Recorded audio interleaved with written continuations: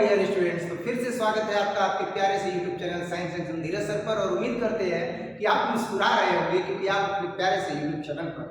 सबसे पहले मैं आपको ये बता दूं कि आज के इस वीडियो में हम लोग शूट करने वाले हैं विकास अध्याय बायोलॉजी में एक्सरसाइज 7, 12th क्लास बायोलॉजी के एक्सरसाइज 7 विकास चैप्टर में जितना भी ऑब्जेक्टिव टाइप का क्वेश्चन आंसर है, जो विगत परीक्षाओं में पूछे गए प्रश्न है और जो आगामी परीक्षा में आ सकते हैं प्रश्न, संभावित प्रश्न, उन सभी प्रकार के प्रश्नों का एकमात्र सॉल्यूशन केवल और केवल इसी यूट्यूब चैनल पर आपको मिलेगा।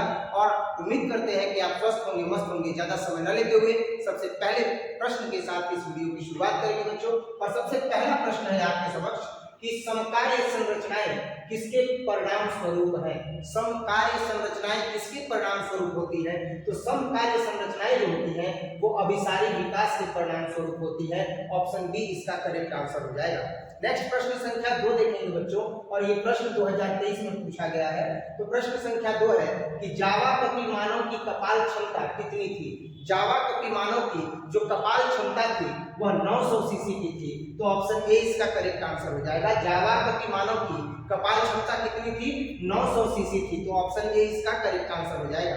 नेक्स्ट प्रश्न संख्या 2 के बाद हम देखेंगे प्रश्न संख्या 3, और प्रश्न संख्या 3 है बच्चों कि प्रथम स्तनपायी किस युग में दिखाई दिया था? प्रथम स्तनपायी किस युग में दिखाई दिया था? तो प्रथम स्तनपायी त्रिकेशिक युग में दिखाई दिया था। ऑप्शन बी इसका करेक्ट आंसर हो जाएगा। और ये प्रश्न भी 2023 में ही पूछा गया है। अगला प्रश्न हम देखेंगे चौथा प्रश्न, और चौथा प्रश्न है कि ऑस्ट्रेलिया के सुसुधानी प्राणियों के अनुकूली विकिरण इनमें से किसका उदाहरण है? ऑस्ट्रेलिया में जो सुसुधानी प्राणी है उनके अनुकूली विकिरण इनमें से किसका उदाहरण है? तो क्वेश्चन नंबर 4 का जो करेक्ट आंसर हो जाएगा वो होगा अभिसारी क्रम विकास का। ऑप्शन बी इसका करेक्ट आंसर हो जाएगा। तो पांचवा प्रश्न है बच्चों आपके समक्ष। पांचवा प्रश्न है कि आधुनिक मानव का नवीनतम एवं सीधा प्राग ऐतिहासिक पूर्वज कौन सा है? तो आधुनिक मानव का नवीनतम एवं सीधा प्राग ऐतिहासिक पूर्वज क्रो-मैग्नन है।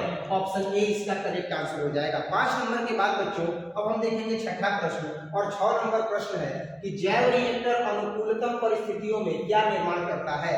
जैव रिएक्टर जो होता है वो अनुकूलतम परिस्थितियों में क्या निर्माण करता है? तो यह अनुकूलतम परिस्थितियों में उत्पादक का भी निर्माण करता है, जीव का भी निर्माण करता है और माध्यम का भी निर्माण करता है। अर्थात हम कह सकते हैं कि ये सभी जो है वो करेक्ट आंसर है। अर्थात ऑप्शन डी इसका क्या हो जाएगा? करेक्ट आंसर हो जाएगा।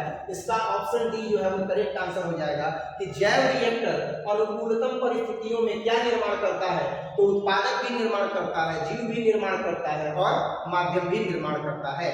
अगला जो है वो हम प्रश्न देखेंगे 7वां प्रश्न कि अभिसारी विकास प्रदर्शित होता है। अभिसारी विकास प्रदर्शित होता है तो अभिसारी विकास समवृद्धि अंगों द्वारा प्रदर्शित होता है। ऑप्शन बी इसका करेक्ट आंसर हो जाएगा कि अभिसारी विकास किससे प्रदर्शित होता है? तो अभिसारी विकास समवृद्धि अंगों के द्वारा प्रदर्शित होता है। नेक्स्ट 7 नंबर के बाद अब हम देखेंगे 8 नंबर यानी 8 नंबर क्वेश्चन कि ड्रायोपिथेकस इनमें किसके अधिक समान थे? यानी ड्रायोपिथेकस जो थे इनमें से सबसे अधिक किसके समान थे? तो इनमें से सबसे अधिक जो थे वो एप के समान थे, लंगूर के समान थे। ऑप्शन ए इसका करेक्ट आंसर हो जाएगा। नेक्स्ट 9 नंबर क्वेश्चन हम देखेंगे यानी 9 नंबर प्रश्न है कि विकास की विलुप्त कड़ी, विकास की जो विलुप्त कड़ी है वो क्या है? तो विकास की जो विलुप्त कड़ी है वो है आर्कियोपटेरिक्स। ऑप्शन डी इसका करेक्ट आंसर हो जाएगा कि विकास की जो लुप्त कड़ी है वो कौन सी है? तो वो है आर्कियोपटेरिक्स। ऑप्शन डी इसका करेक्ट आंसर हो जाएगा। 9 नंबर के बाद अब हम देखेंगे 10 नंबर क्वेश्चन, और 10 नंबर क्वेश्चन है कि हॉर्डीवीन वर्ग का नियम व्याख्या करता है। हॉर्डीवीन वर्ग का जो नियम है वह व्याख्या करता है। तो हॉर्डीवीन वर्ग का जो नियम है वह किसकी व्याख्या करता है? तो वह आनुवांशिक साम्यावस्था की व्याख्या करता है। ऑप्शन सी इसका करेक्ट आंसर हो जाएगा कि हॉर्डीवीन वर्ग का जो नियम है वह आनुवांशिक साम्यावस्था की व्याख्या करता है। 10 नंबर के बाद अब हम देखेंगे 11 नंबर प्रश्न, 11 नंबर क्वेश्चन कि नव डार्विनवाद के अनुसार कौन सा विकास के लिए उत्तरदायी है? कौन सा विकास के लिए उत्तरदायी है? तो विकास के लिए जो उत्तरदायी है वह है प्राकृतिक अपघटन। ऑप्शन बी इसका करेक्ट आंसर हो जाएगा बच्चों। नेक्स्ट हम देखेंगे 12 नंबर क्वेश्चन, 12वां प्रश्न हम देखेंगे बच्चों। और 12वां प्रश्न आपके समक्ष है कि कौन सा प्रश्न है 12वां कि एस.एल. मिलर किससे संबंधित है? तो एस.एल. मिलर जो है वह किससे संबंधित है? तो जीवन की उत्पत्ति एवं विकास से संबंधित संबंधित है, अर्थात एस.एल. मिलर ने जो सिद्धांत दिया था वह जीवन की उत्पत्ति और विकास से संबंधित है। ऑप्शन ए इसका करेक्ट आंसर हो जाएगा। 12 नंबर के बाद अब हम देखेंगे 13 नंबर प्रश्न बच्चों, और 13 नंबर प्रश्न है आपके समक्ष कि किसी जीव का विकासीय इतिहास कहलाता है। किसी जीव का विकासीय इतिहास क्या कहलाता है? तो किसी जीव का विकासीय इतिहास जो है वह फाइलोजेनी कहलाता है। ऑप्शन बी इसका करेक्ट आंसर हो जाएगा। क्या कहलाएगा? फाइलोजेनी कहलाएगा, और यही इसका करेक्ट आंसर हो जाएगा। 13 नंबर के बाद अब हम देखेंगे 14 नंबर प्रश्न, और 14 नंबर प्रश्न है कि फिलोसॉफिक जूलॉजिक पुस्तक किसने लिखी है? फिलोसॉफिक जूलॉजिक पुस्तक जो है वह किसने लिखी है? तो फिलोसॉफिक जूलॉजिक पुस्तक जो है वह लामार्क ने लिखी है। ऑप्शन ए इसका करेक्ट आंसर हो जाएगा। 14 नंबर के बाद बच्चों हम देखेंगे 15 नंबर प्रश्न, और 15 नंबर प्रश्न आपके समक्ष है कि क्या है 15 नंबर प्रश्न कि कार्बनिक जैविक विकास से पूर्व रासायनिक विकास हुआ था, इसकी अवधारणा किसके द्वारा दी गई है? मैंने क्या बताया? कार्बनिक जैविक विकास से पूर्व रासायनिक विकास हुआ था, इसकी अवधारणा किसके द्वारा दी गई है? यह 2019 में बायोलॉजी के क्वेश्चन में पूछा गया है। बायोलॉजी के टेस्ट में 2019 में पूछा गया प्रश्न है कि कार्बनिक जैविक विकास से पूर्व रासायनिक विकास हुआ था, इसकी अवधारणा किसके द्वारा दी गई है? यानी इसके बारे में जो है वो किसने बताया है? तो इसके बारे में किसने बताया है? तो ए.आई. ऑपेरिन तथा जे.बी.एस. एल्डेन के द्वारा बताया गया है।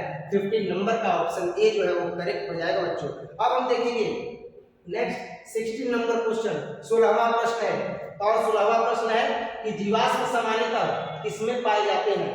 तो जीवाश्म जो होते हैं वह सामान्यतः पाए जाते हैं किसमें? तो सामान्यतः जो है वह रूपांतरित चट्टानों में पाए जाते हैं। ऑप्शन ए इसका करेक्ट आंसर हो जाएगा।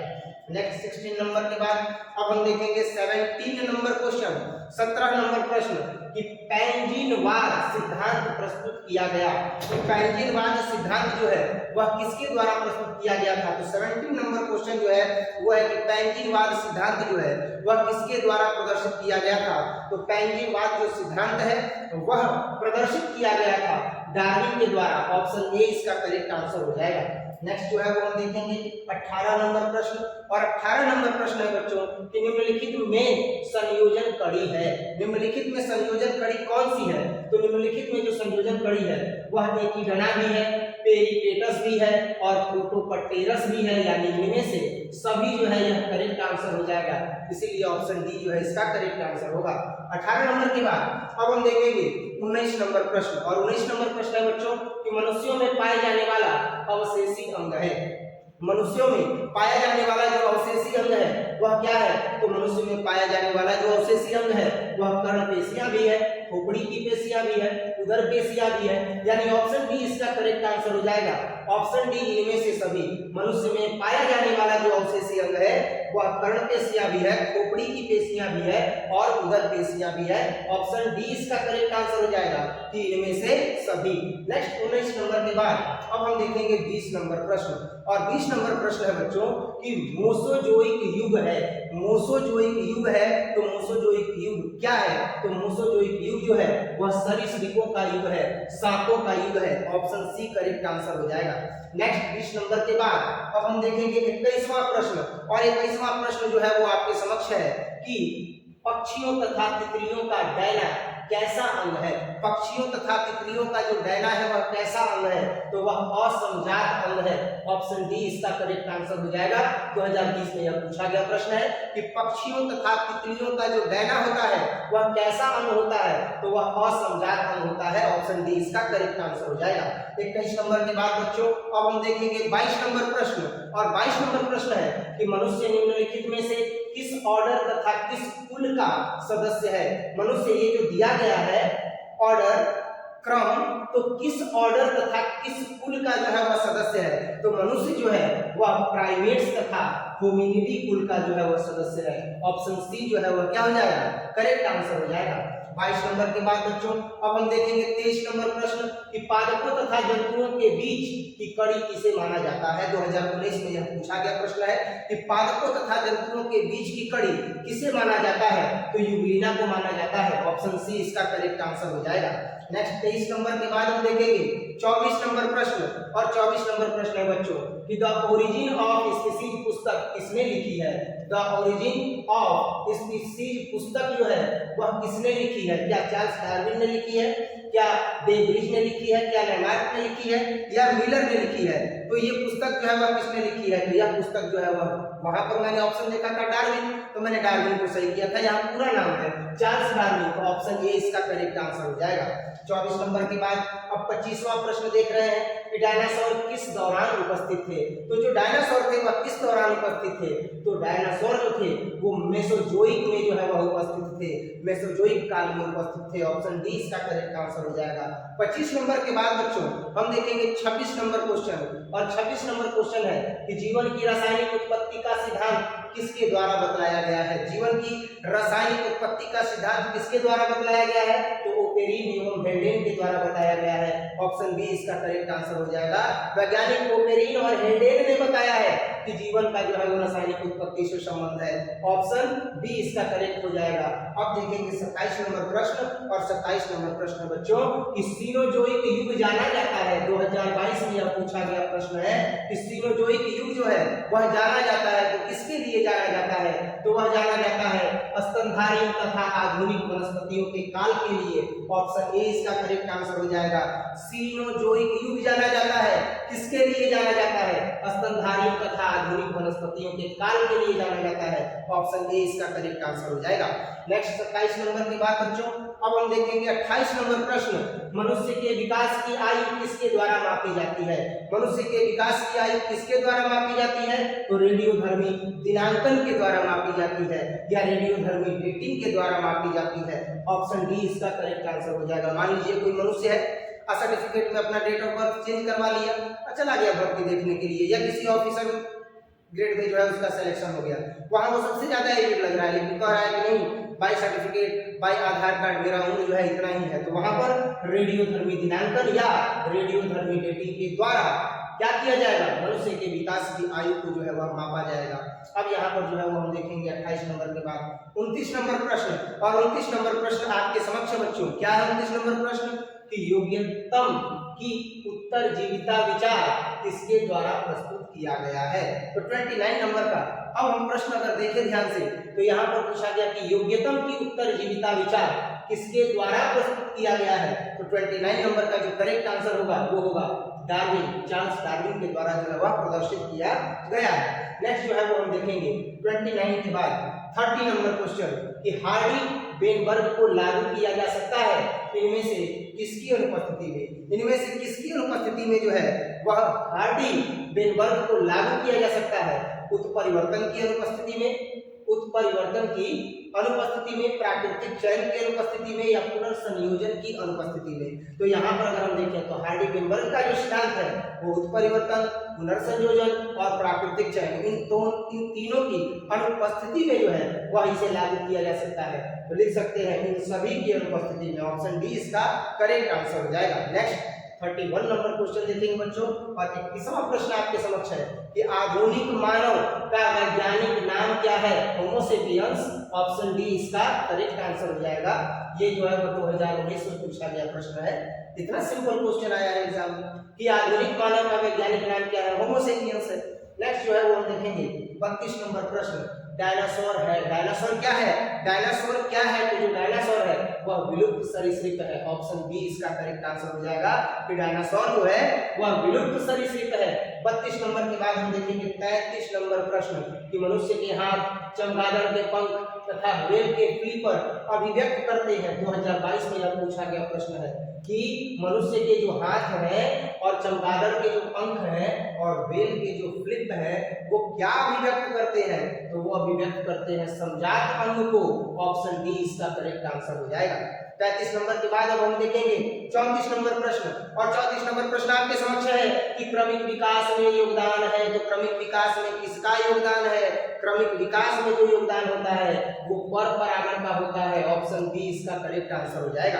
34 नंबर के बाद अब हम देखेंगे बच्चों 35 नंबर प्रश्न कि डार्विन, फिंचर इनमें से किसका उदाहरण है। डार्विन फिंचज इनमें से किसका उदाहरण है? क्या डार्विन फिंचज जो है वह संयोजन कड़ी का उदाहरण है, अभिसारी क्रम विकास का जो है वह उदाहरण है, या यह जो डार्विन फिंचज है वह अनुकूली विकिरण का उदाहरण है? किसका उदाहरण है? जो डार्विन फिंचज जो है वह अनुकूली विकिरण का जो है वह उदाहरण है, अनुकूली विकिरण। ऑप्शन बी इसका करेक्ट आंसर हो जाएगा।